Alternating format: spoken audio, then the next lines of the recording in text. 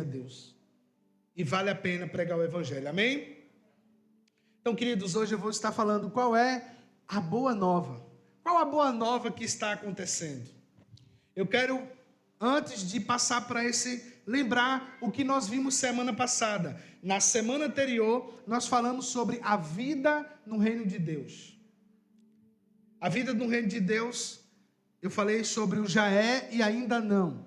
O já é e ainda não significa que agora eu posso já desfrutar do que Deus tem para mim, do que Deus tem para você. Como? Quando o reino de Deus invade essa terra, nós vimos coisas que não se via antes. O que é que Jesus diz aos discípulos de João Batista para anunciar ele na prisão? O que diz? Quem lembra? Os cegos vêm, os coxos andam, os aleijados estão andando, e o reino de Deus está sendo pregado aos pobres. Então, não se via aquilo acontecer naquela época. E Jesus disse: se eu expulso por Beelzebu, a casa está dividida, mas se eu expulso pelo Espírito de Deus, o reino de Deus é chegado em vosso meio. O reino de Deus está entre nós, ele está dentro de nós, ele não tem aparência exterior. Então, o reino de Deus, quando os céus invadem a terra, há uma transformação sobrenatural. Quando os céus invadem a terra, há um mover sobrenatural de Deus. Quando Deus se faz presente, tem que haver um mover sobrenatural. E esse mover sobrenatural não é somente línguas estranhas, pessoas caindo e demônios saindo de pessoas, mas principalmente pessoas reconhecendo o seu pecado e se arrependendo dos seus pecados. Este é o grande sinal de um avivamento, de quando o sobrenatural de Deus chega em nosso meio. Quando você deve ter algum testemunho na sua vida, na vida de outras pessoas, quando o reino de Deus chega na sua casa. Talvez seu pai era alguém muito bruto, e quando ele começa, o reino de Deus entrar na vida dele, ele começa a mudar as atitudes. Talvez não rápido, mas você começa a ver uma mudança naquilo que você não via mudança. Você começa a ver transformação aonde você não via. Você vê pessoas pedindo perdão, pessoas que não tinham, parecia que não tinha aparente capacidade de pedir perdão a ninguém. Então aí nós vemos um pouco do reino de Deus, entrando nas casas, entrando nas famílias, entrando na nossa vida. Então, semana passada nós falamos um pouco disso, quero trazer só para você se atualizar, porque é um link. Porque nesse mês todo nós vamos estar falando sobre o reino de Deus.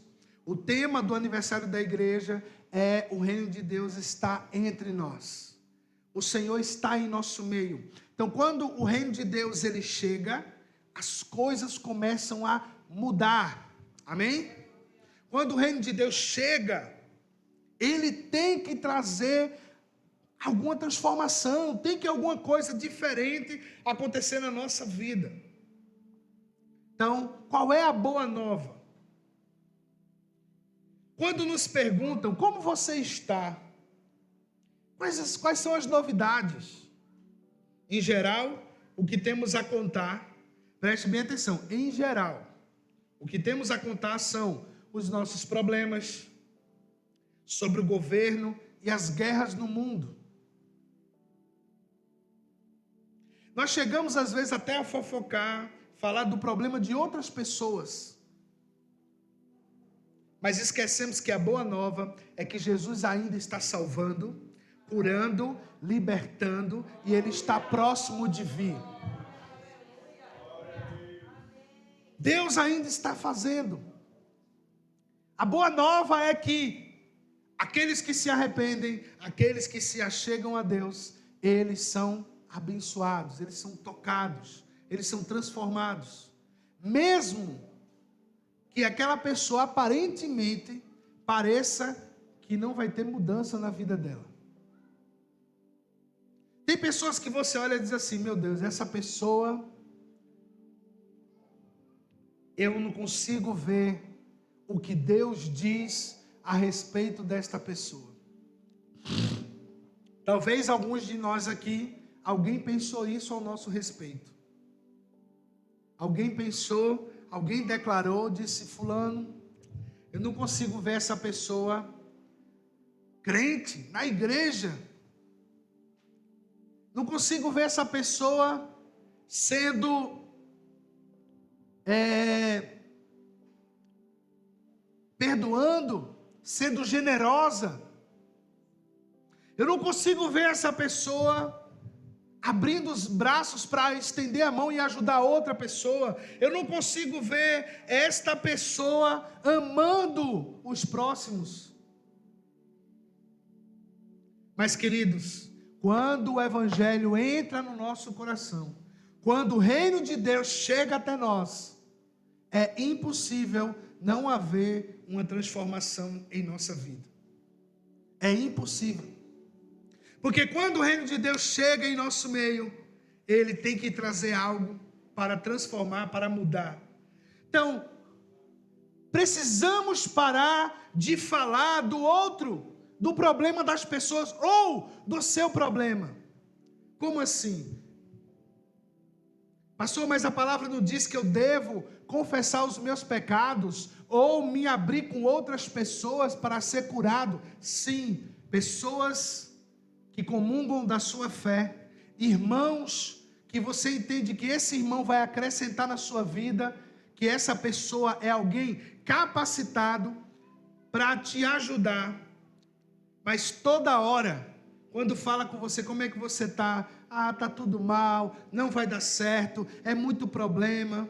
E aí você emenda, e as dificuldades financeiras, e isso e aquilo, e você começa a dizer todo um monturo de dificuldades na sua vida. E sabe o que isso demonstra, irmãos? É que tem áreas na nossa vida que o Evangelho ainda não entrou. Porque nós não permitimos Jesus chegar ali. Sabe por quê? Porque, irmãos, tem pessoas que têm muita dificuldade em dar o primeiro passo. Porque ela sabe que o primeiro passo já vem com ela a responsabilidade de continuar. Então essa pessoa diz, eu não vou nem começar. Quando se fala, vou fazer uma dieta, vou nada. Dá muito trabalho. Hoje, nessa noite eu tive uma boa noite de sono, graças a Deus, estava cansado ontem. Aí dormi, acordei, fiz uma vitamina bem gostosa. Aí botei maca peruana, tribos terrestres, fazendo o que meu pai fazia, só que meu pai fazia pior, botava farinha de aveia, de cavalo, não sei o que, botava um bocado de coisa. Me deu aquela energia, eu disse, vou para a academia. Aí meu concunhado disse assim, Ednaldo, tu se tornou o que tu mais temia, né? Eu disse, pois é, rapaz. Estou indo para a academia em pleno domingo fazer um treino. E eu me lembrei disso hoje, eu disse, rapaz, há alguns anos atrás, se eu visse alguém indo para a academia, eu dizia, isso é um alienado, rapaz. Vai descansar no domingo. A questão não é essa. É que quando você está bem, quando você já deu o primeiro passo, quando você já rompeu algumas barreiras, você começa a ter prazer naquilo que te abençoa. Você começa a sentir prazer. Quando você começa a vida no Senhor a orar, você, uma coisa estranha, não sabe ainda como orar, vai aprendendo, vai lendo a Bíblia tem umas linguagens que a pessoa tem uma dificuldade em entender, mas você persiste, e você continua, depois você está tendo prazer em fazer aquelas coisas, você tem prazer em orar. Eu acho um perigo muito grande quando alguns pastores dizem, orar dá muito trabalho. Não, querido, isso é mentira do diabo. Como é que pode dar trabalho algo que foi criado por Deus para ser a conexão de Deus com o homem? Entende? O véu foi rasgado, tinha uma separação entre os homens e Deus. Agora, o status de quem ora, aí eu acho que dá trabalho. Porque você não está mostrando para Deus, você está mostrando para as pessoas que você ora, que você tem poder. E tem irmão que para orar ele não fala mais português, ele tem que, e Deus, né? Ele tem que virar um bicho, para poder dizer que ele é de oração.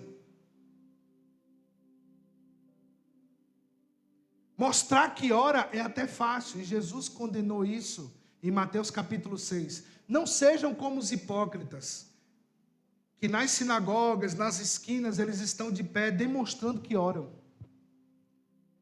Mas o seu pai quer te ver em secreto. Entra no teu quarto, fecha a tua porta. O teu pai que te vê em secreto, ele te responderá, ele disse, e nem demonstre que você jejua. Mostrar que você está abatido, ficou sem comer, em oração, e a pessoa, o que você tem? Não é porque eu estou jejuando. A palavra diz que você deve ungir o seu rosto, se perfumar. Como é que está? Tudo bem, graças a Deus. Não precisa tocar trombeta que você está orando, que você está fazendo, que você é melhor do que o outro, não. Porque o Evangelho não nos chama para isso. O Evangelho nos chama para ser humilhados, porque o ego, todos os dias, ele quer crescer. Todos os dias o nosso ego quer crescer. Eu faço, eu aconteço. Se não for eu, as coisas não andam. E sabe o que é que Deus mostra para mim e para você? Que Ele é tudo, e você sem Ele não é nada, e que as coisas andam sem você. Agora você pode dizer, não é do jeito que eu gosto. Aí tudo bem. Mas talvez o jeito que você gosta é ruim para todo mundo e é bom só para você. Por isso que o Evangelho nos traz o sentido de coletividade. Não é sobre o que eu gosto.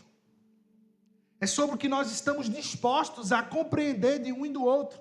E conseguir conviver uns entre os outros. Tem gente que tem muita dificuldade de conviver com as pessoas.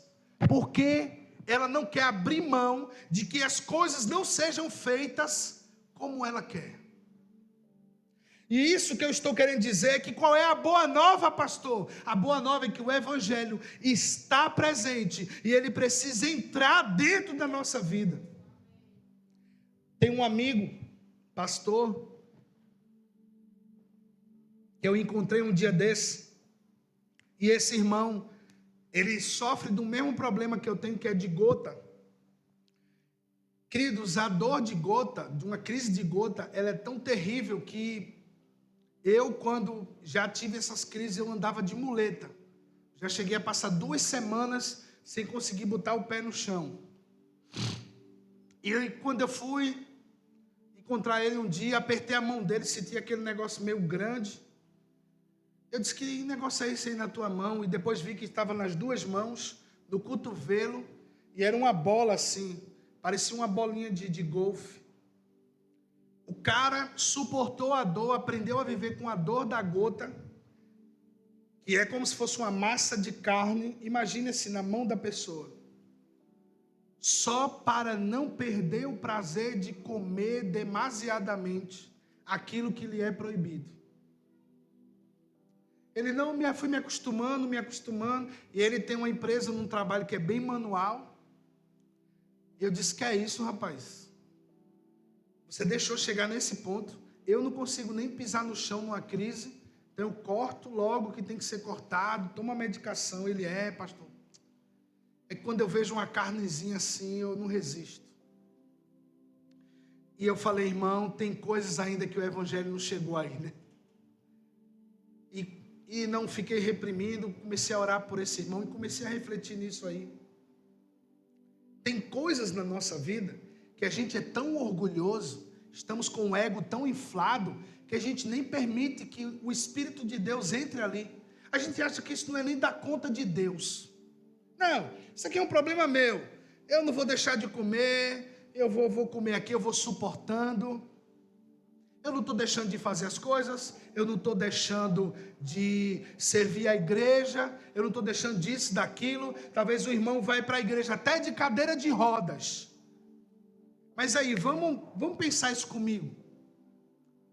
Se esse irmão não consegue deixar um tipo de alimentação que o deixa fragilizado, qual o exemplo que esse irmão está dando para aquele cara que é alcoólatra e diz assim: eu não consigo viver sem a bebida, eu não consigo ficar sem fumar o cigarro. Como é que eu posso falar de libertação para aquele irmão se a libertação não chegou também na minha vida, se eu não deixei entrar na minha vida? Entende?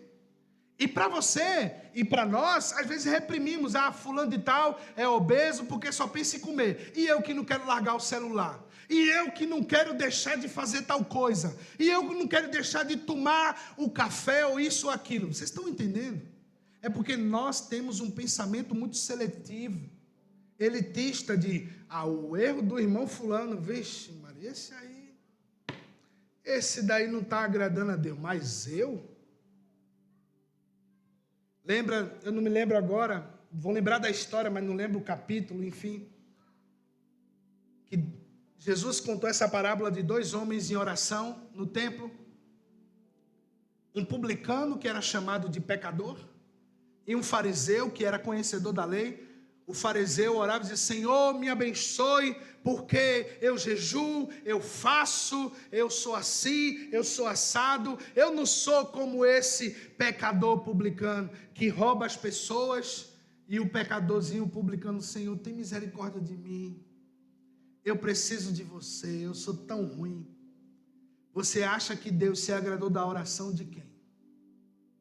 Conhecendo o Evangelho, nós sabemos que Deus se agradou daquele que se arrepende. Mas, irmãos, tem crente que se tornou fariseu, conhecedor, cheio de orgulho no coração e segregador dos outros. Tem crente que olha para o outro e ele não consegue segurar a língua, diz assim: só o Senhor tenha misericórdia. Mas tem que dizer: não, mas isso aí, é pecado antigo. Isso aí, sei não se vai dar certo, não. Se Deus fosse pensar como eu e você, realmente, nada prosperava nessa terra em favor do reino de Deus. Mas graças a Deus por Jesus Cristo. Graças a Deus que Ele é que, o seu Espírito é que convence, não o homem. Porque fosse o homem seria complicado. Porque às vezes nós olhamos para algumas pessoas e eu e você não conseguimos ver naquela vida transformação. Passa aí, Will, para o próximo. Qual é a boa nova? Eu falei: Jesus salva, perdoa, transforma e manifesta o seu poder. Abra sua Bíblia em Lucas capítulo 19.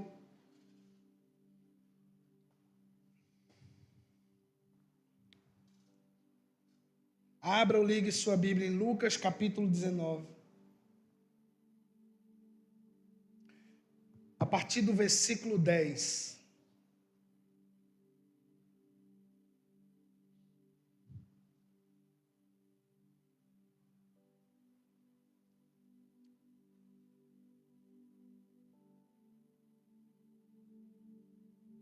Pois o Filho do Homem veio buscar e salvar o que estava, o quê? Perdido. Ele veio buscar e salvar o que estavam perdido. Perdido, irmão. É o que está perdido. Ele veio buscar os perdidos. Veio salvar. Esse texto é do momento que Jesus se encontra com Zaqueu. Zaqueu, um cobrador de impostos daquela época, ele era considerado como um pecador, porque não seguia a lei do Senhor e ainda mais, cobrava os altos impostos de Roma sobre o povo judeu. E a gente sabe o quanto é ruim se cobrar imposto, pagar imposto e não tê-lo de volta. E aqueles cobradores, eles eram considerados como cães para o povo. Aí quando eles veem que Jesus está conversando com Zaqueu e dizendo: desce daí, Zaqueu, hoje me convém. Olha que coisa interessante, presta bem atenção. Jesus diz: hoje me convém, é propício a mim estar na sua casa. O que ele está dizendo? Hoje, permitido pelo reino de Deus, eu posso estar na casa de um pecador, eu vou sentar à mesa com você. E o resultado da visita de Jesus na casa de Zaqueu, nós sabemos. Jesus disse: houve salvação nesta casa, porque Zaqueu se arrependeu e disse: se eu defraudei alguém, que significa se eu roubei, eu vou restituir na vida dessa pessoa, não só o que roubou, mas vai multiplicar. Isso é muito tremendo quando o evangelho entra na nossa vida, e você começa a enxergar e diz: meu Deus, às vezes, tem pecados que nem foi tão grande assim, na nossa visão, mas você sente: meu Deus, como é que eu fiz isso? Alguém aqui já roubou biscoito no supermercado? Ninguém vai dizer: eu já roubei biscoito, bombom. Lojas americanas, foi porque eu não falei americanas? Quem aqui já roubou na lojas americanas um bombom?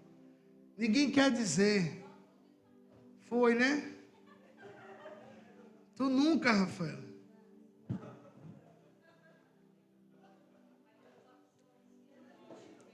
Quem nunca mentiu, levanta a mão também. Mas, irmãos, tem coisas que a gente faz que depois se envergonha, assim, o coração pesa. Meu Deus. E sabe o que é mais interessante? É que você, depois de velho, de idade avançada, ou semanas depois que você entregou sua vida a Jesus, Deus vem com essa coisa assim: era da sua infância. Você diz: rapaz, na minha adolescência eu peguei aquele biscoito. Por que eu estou sentindo um remorso disso? Por que eu tenho que pedir perdão? Porque Deus, Ele nos deseja conduzir a um caráter transformado. E Deus sabe aonde tem brechas na nossa vida. Por isso que o Espírito de Deus vai nos conduzindo a isso. A deixar algumas coisas, a se arrepender de coisas que a gente ainda não pediu perdão. Pessoas que você fez mal e você não lembra, mas o Espírito Santo vem e diz: você lembra que você fez mal a seu primo, sua prima, um amigo na escola? Você participou daquele negócio do bullying para levar a vergonha para tal pessoa? Você está lembrado? E você diz: para que Deus foi me lembrar disso, né? Ele não já tinha perdoado? Sim, mas você não estava livre ainda. Porque Deus sonda o nosso coração. Deus sabe quem somos. Ele sabe o que precisamos tirar de lixo da nossa vida. Irmãos, o Evangelho é uma maratona de vida. Até o dia de você se encontrar com o Senhor, Ele vai procurar te limpar do mal que esse mundo faz. Ah, pastor, eu tenho 50 anos de evangélico. E daí? E daí? Tem gente que tem 50 anos de evangelho que ainda é orgulhoso, não perdoa ninguém. Não consegue perdoar. Porque a gente não deixou o evangelho chegar. Mas sabe o que é interessante? Pessoas orgulhosas, quando pegam a palavra de Deus para pregar, quer mostrar para as pessoas que mudaram. Não, eu sou alguém diferente, eu sou bom demais. Eu sou o máximo. E é isso que o Evangelho quer fazer em mim e em você. O Evangelho de Jesus vem para tirar o pecado do coração do homem. Amém? Então o Senhor continua salvando pessoas. Pessoas que a gente não acredita que vão ser salvas. Eu tive alunos, quando eu era do Senac, que eu dava aula, eu tive alunos que eu olhava assim e dizia: meu Deus, esse aí só Jesus na causa. Não conseguia ver aquela pessoa um dia entregando a vida a Jesus, não. Era para mim assim uma coisa muito estranha.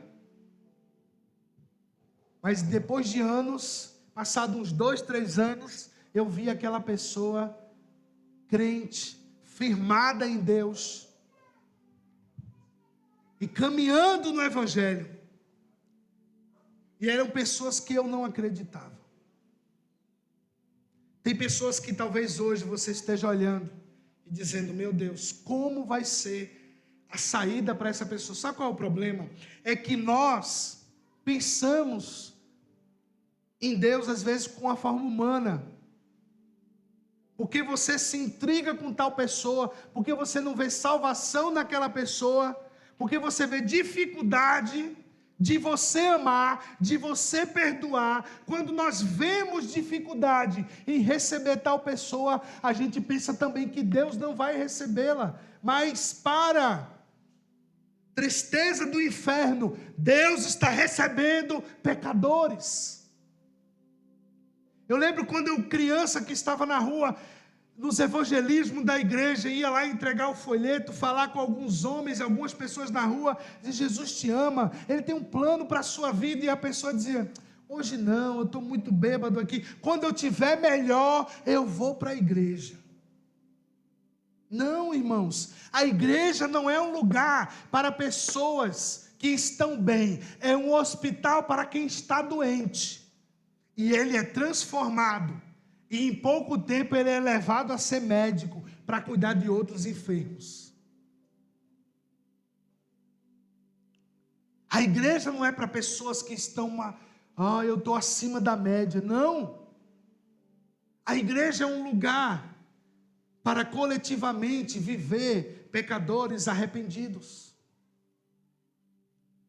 para conviver com pessoas. Saiu ontem, e nós precisamos prestar muita atenção nisso. Quando não prestamos atenção em algumas coisas, às vezes nós nos conduzimos a um precipício e não sabemos. De uns anos para cá, começou a moda de pessoas que abrem igreja e o pessoal vai para essa igreja porque essa igreja é diferente, porque é isso que é aquilo, mas não tem doutrina, não tem palavra de Deus, não tem estudo, não tem exegese. São caras que pegam um pequeno texto, nem usa a Bíblia para falar, passa o culto todinho falando, ou dando profecia e pronto, nem tem Bíblia. Muitas dessas igrejas não tem nem estudo bíblico.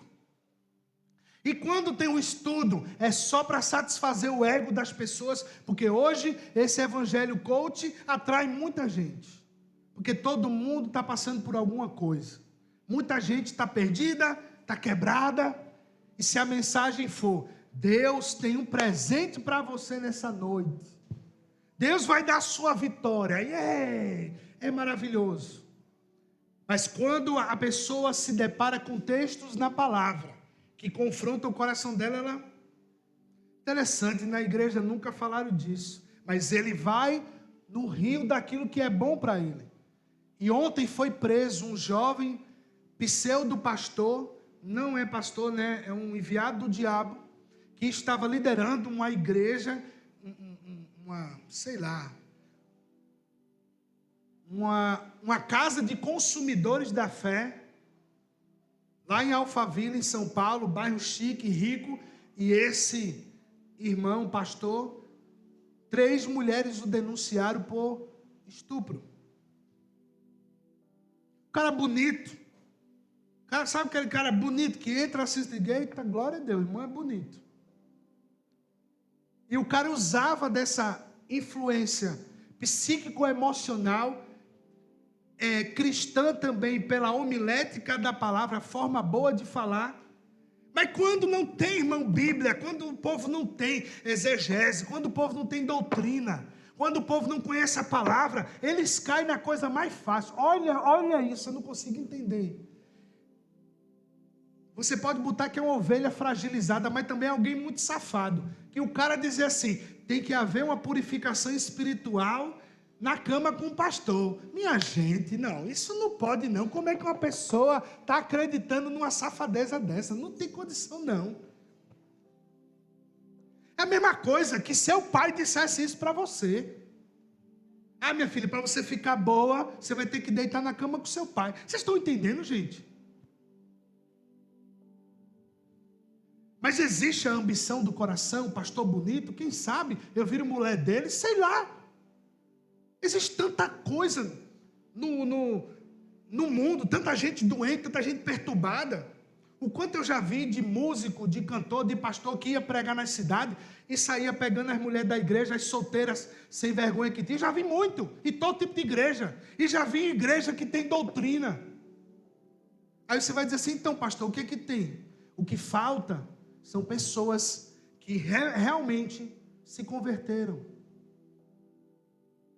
O que falta em muitas igrejas é a pregação da verdade, da palavra de Deus. É o zelo pela palavra de Deus. Porque, irmãos, todos os dias, a palavra diz que somos como ovelhas que vão para o matadouro. Quando você vai para a academia, você vê aquela mulher bonita, aquele homem bonito, você é uma ovelha no matadouro. O que é que você deve declarar no seu interior? Senhor, limpa os meus olhos, me purifique, me ajude. Senhor, como diz a tua palavra, se os meus olhos forem bons, todo o meu corpo será bom. Declare. E isso não é só na academia, isso é no trabalho, na universidade, no meio da família, em tanto canto. Tanta coisa pode acontecer, tanta coisa pode você se deparar no seu dia a dia. E você deve ter uma declaração sincera diante de Deus. Senhor, me ajude a não cair em tentação. Está escrito em Mateus capítulo 6, quando Jesus nos ensina o modelo universal de oração. Que não nos deixe cair em tentação, mas livra-nos do mal. Devemos pedir isso ao Senhor, porque todos os dias você está propício. Jesus continua salvando. Jesus continua resgatando pessoas. Jesus continua encontrando pecadores e dizendo, o reino é para você. Para a prostituta, para o beberrão, para o mentiroso, para o glutão. E para aquele que acredita que não tem pecado nenhum, porque ele não tem pecados mirabolantes, sexuais ou coisa do tipo, mas ele é orgulhoso. É uma pessoa que tem problema em perdoar, é uma pessoa avarenta. O evangelho precisa entrar na nossa vida para nos arrancar desse império das trevas. Amém? Perdão. Abra em Marcos capítulo 11, versículo 15.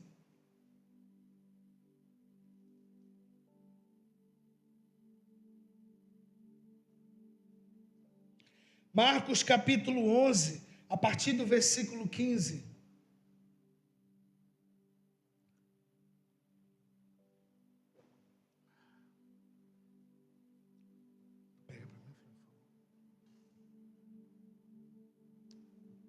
Chegando a Jerusalém, Jesus entrou no templo e ali começou a expulsar o que estavam comprando e vendendo.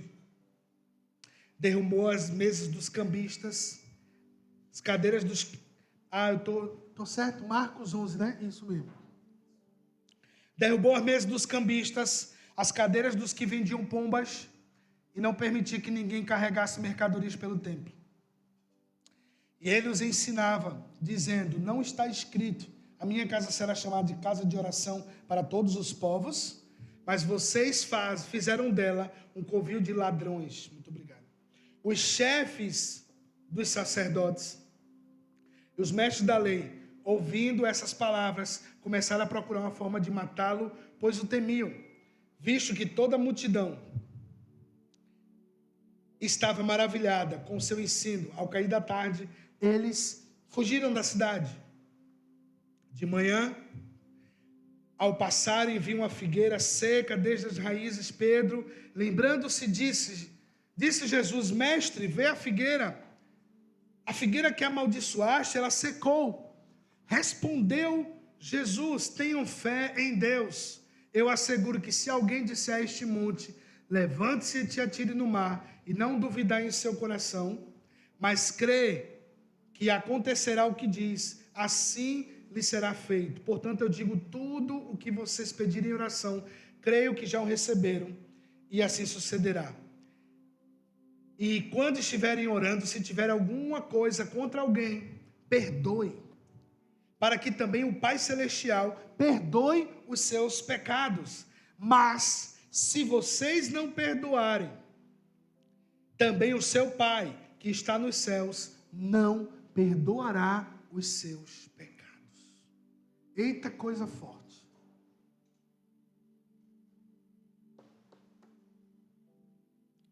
Porque as pessoas querem ser perdoadas, mas elas não querem praticar a mesma coisa.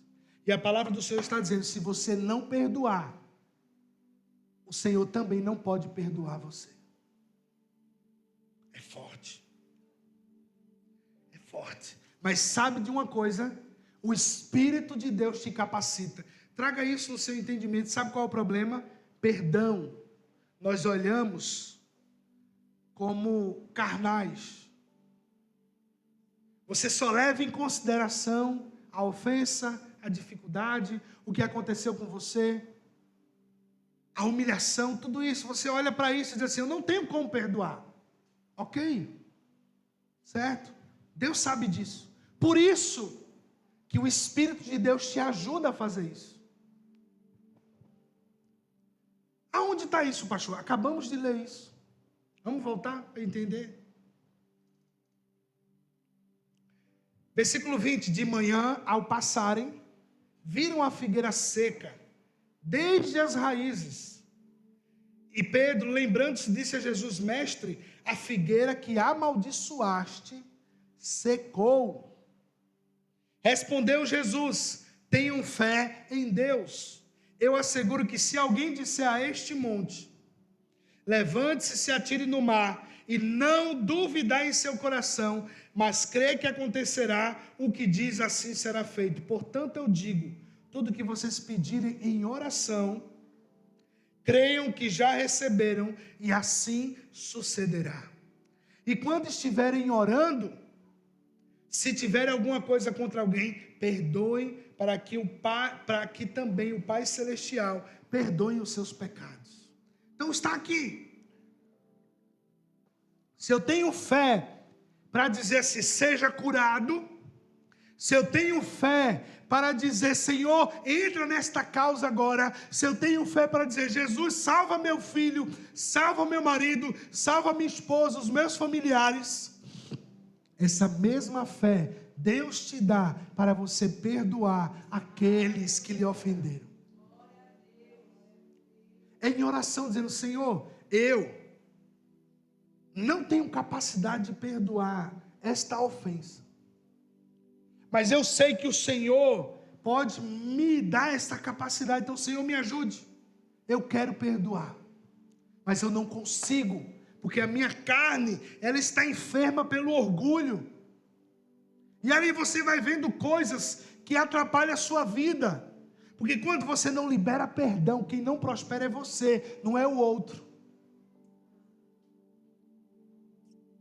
Quando você não perdoa, o problema quem carrega é você, não é aquela pessoa que ofendeu, porque o problema está no ofendido. E aí por isso que vira e mexe, você diz, poxa, por que isso não avançou na minha vida? Por que eu não consigo isso?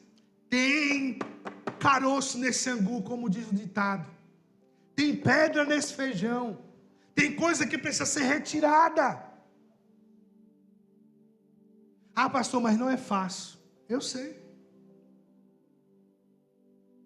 Mas pelo Espírito Santo, as coisas se tornam possíveis.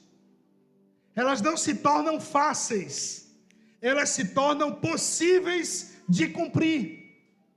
É o que a palavra diz. O que é impossível, o Senhor torna possível. Então, tem impossíveis na sua vida de você perdoar hoje.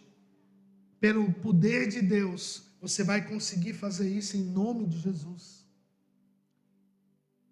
Qual é a boa nova do Evangelho? Deus continua transformando. Romanos 12:2 diz, não se amoldem ao padrão deste mundo, mas sejam transformados pela renovação da vossa mente, para que vocês possam experimentar o quê? A boa, perfeita e agradável vontade de Deus. Se você não caminhar no padrão deste mundo, você vai vivenciar essa transformação que a palavra traz para você. Sabe? Quero trazer um exemplo do padrão deste mundo. E o padrão deste mundo, às vezes ele é sutil. Ele começa devagarzinho. Tem uma coisa que eu venho notando há uns 4 anos, que a maioria das pessoas que vão treinar na academia tem que usar um meião de time de futebol. Por quê? Porque tem que usar aquela meia cano longo que vem até a batata da perna. Eu disse, deve ser térmica essa meia, tem alguma coisa estranha aí. Eu fui perguntar para um instrutor da academia, eu disse, por que vocês usam essa meia? Isso aí tem uma tecnologia ali. Não, foi todo mundo usando aí e tal, virou moda, todo mundo está usando.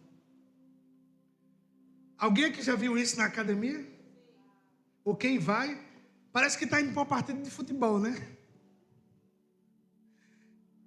Eu acho muito brega, então não comprei uma meia desse tamanho. Eu uso uma meia que não dá para ninguém ver.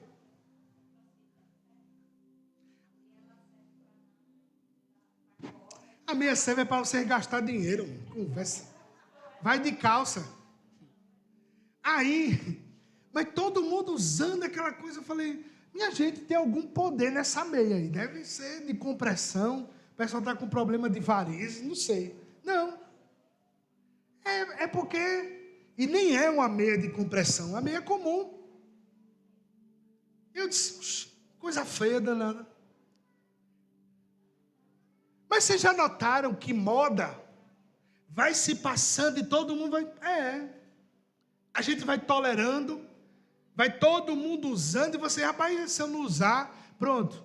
Eu não gosto daquela moda que os homens usavam a gola aqui fechada, né, da camisa. Primeiro que parece um jegue, né? É coisa de nerd. Usar aquela gola aqui, sem gravata, sem nada. E todo mundo usando. Eu disse, vocês não estão vendo que vocês estão feios, não. Mas porque todo mundo está usando as pessoas. É legal, rapaz, eu achava feio, mas fulano está usando, eu estou achando bonitinho. Agora, preste atenção. Se a moda, que é roupa, começa a mexer com a cabeça das pessoas, imagine outros tipos de comportamentos.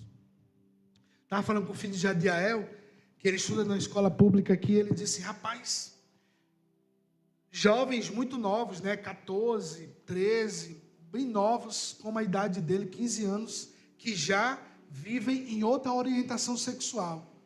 É quase meio a meio, metade da sala gosta de uma fruta e metade gosta de outra.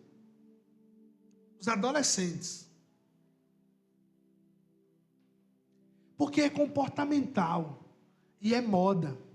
E vai entrando na cabeça das pessoas. E foi plantando aquilo ali. Vai plantando. As pessoas vão desistindo da família, da transformação. Hoje você vê jovens que não querem ter filho. Porque filho dá muito trabalho. Foi outra mentira de Satanás. Tenho 2 filhas. Eu por mim tinha mais. Mas eu ia orar para que eles dormissem. Elas não dormem a partir dos 6 anos, 7. Mas não tem problema não. A gente fica sem dormir um tempo, depois a gente dorme. Porque crescer, multiplicar é bênção de Deus. Principalmente quando o pai e a mãe conseguem imprimir o legado daquela família. Enquanto isso, os muçulmanos não têm problema com isso. Vocês sabiam que na Espanha, grande parte da Espanha já está tomada de imigrantes muçulmanos.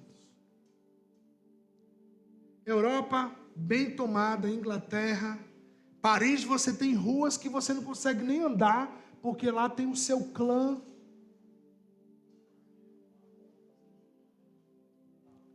Então eles entraram. Tudo bem, você recebe o estrangeiro. Só que esse estrangeiro não tem a mentalidade que nós temos. Vamos ter pouquinho filho, porque dá muito trabalho, que não sei o quê. E eles estão se multiplicando, crescendo.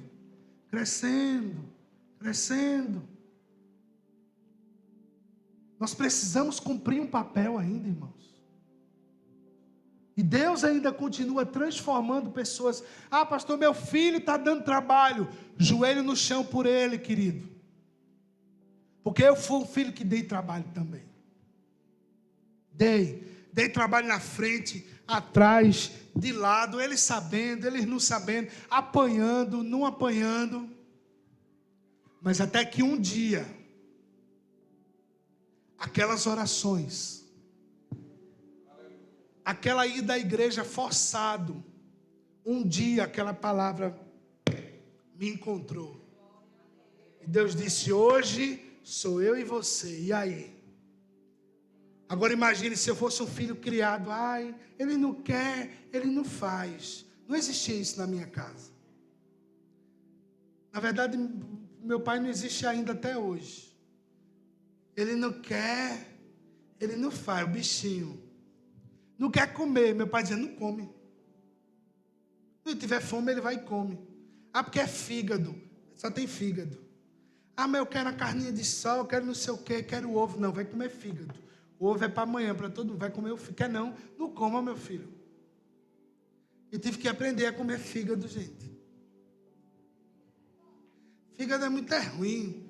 E de galinha é amargoso. Tem isso não, gente. Tem comida que é ruim mesmo. Mas a gente tem que comer porque tem que comer. A gente não vai comer tudo que a gente quer, não. A gente vai ficar enjoado mesmo. Mas tem que aprender a disciplina e pedagogia da vida.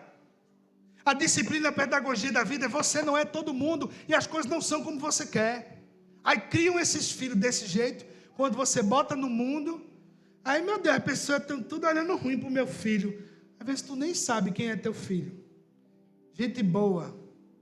Aí descobri essa semana, da minha filha, que, olha, a gente achando que era gente boa. É gente boa quando convém, mas dá trabalho também. Você deu trabalho. Mas Deus continua transformando. Não desista de orar, de interceder, de abençoar, de ser exemplo para o seu filho, para a sua filha. Porque um dia a palavra chama ele. Não é porque hoje está dando trabalho, meu filho está na balada. Ora, Deus vai enviar anjo na balada. Um pastor Hildo, amigo nosso, ele ia para a porta das baladas para pregar para as pessoas. E ele via aqueles que tinham cara de filho de crente, ou que o Espírito Santo ia induzindo. Ele chegava lá, tu é crente, né? Não, eu estou desviado. O Senhor ama você. E a festa para aquela pessoa acabava ali, porque o Espírito Santo estava ali. Eu lembro, já contei isso para a igreja, no dia que Deus usou um traficante para pregar para mim. Esse lugar aqui não é para você, você é crente. Não é que eu estou meio desviado, não, volta para o teu lugar. Esse lugar não é para você. É assim que Deus opera. Deus continua transformando. Deus continua fazendo.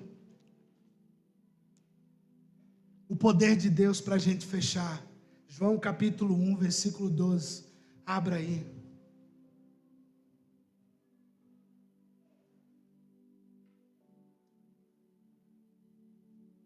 Qual é a boa nova que o Evangelho está trazendo?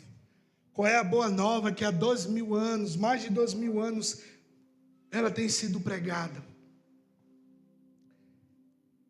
Que o poder de Deus está entre nós. Versículo 12. Contudo, aos que o receberam, aos que creram em seu nome, deu-lhes o direito. E algumas versões diz, deu-lhes o poder de serem feitos filhos de Deus. Por que temos que ter esse poder para ser filhos de Deus? Porque o mundo, ele vai tentar te seduzir. E pelo poder de ser feito filho de Deus, você pode orar e o Espírito de Deus vai repreender os pensamentos. O poder que Deus está operando em você. O poder de orar pelo seu filho, pela sua filha, orar pelo seu marido, orar pela sua esposa. Esse poder, através da oração, através de uma vida com o Senhor, é esse poder de Deus que nos conduz a perdoar. É esse poder de Deus que nos conduz a amar aqueles que você poderia dizer: esse ou essa não merecia do meu amor. Este ou aquela não eram dignos do amor. Mas não é sobre pessoas que são dignas do amor, é sobre pessoas que Deus disse: eu amo vocês. Vocês são amados por mim.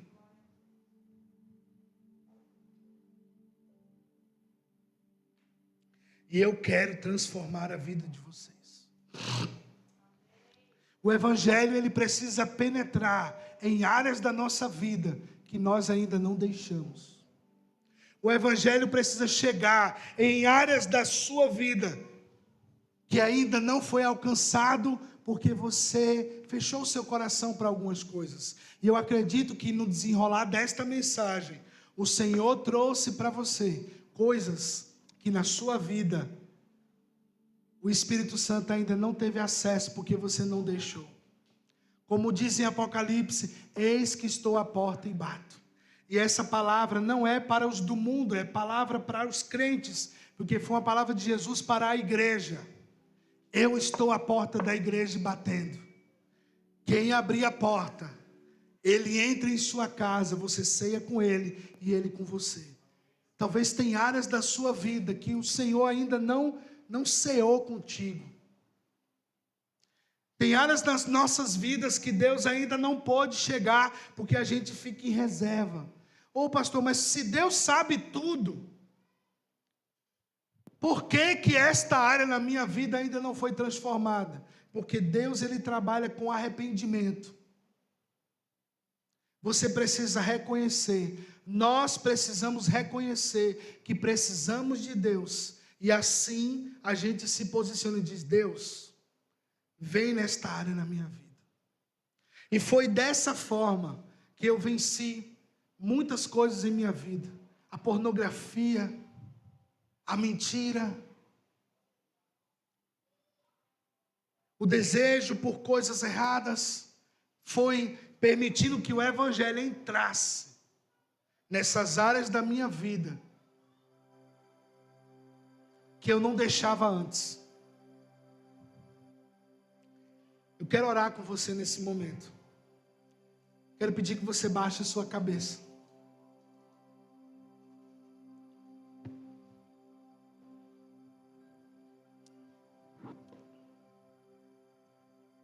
E aí você e Deus, só você e o Senhor. Você vai abrir o seu coração para Ele.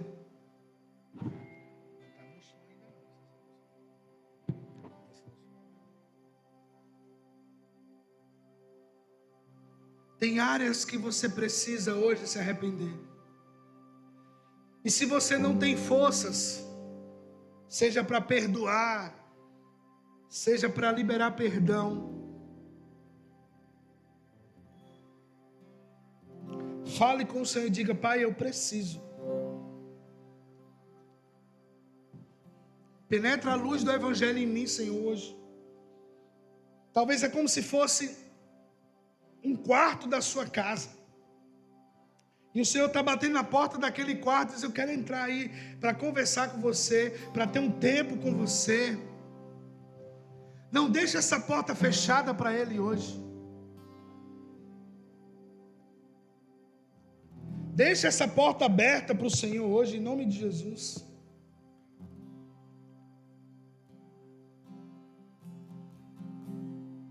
Sim, Jesus. Talvez tenha alguém que você precisa liberar perdão.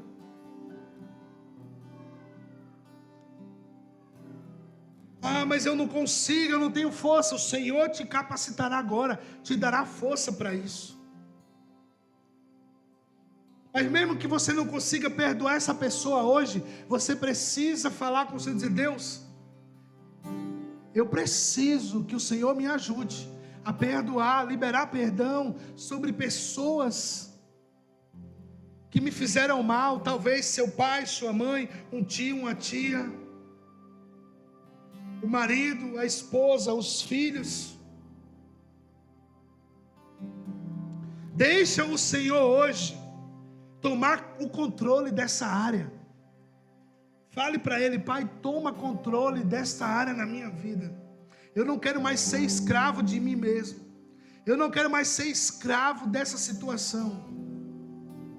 Talvez você errou e você não consegue dizer para as pessoas: eu errei. Você está mentindo, você está guardando. Não guarda.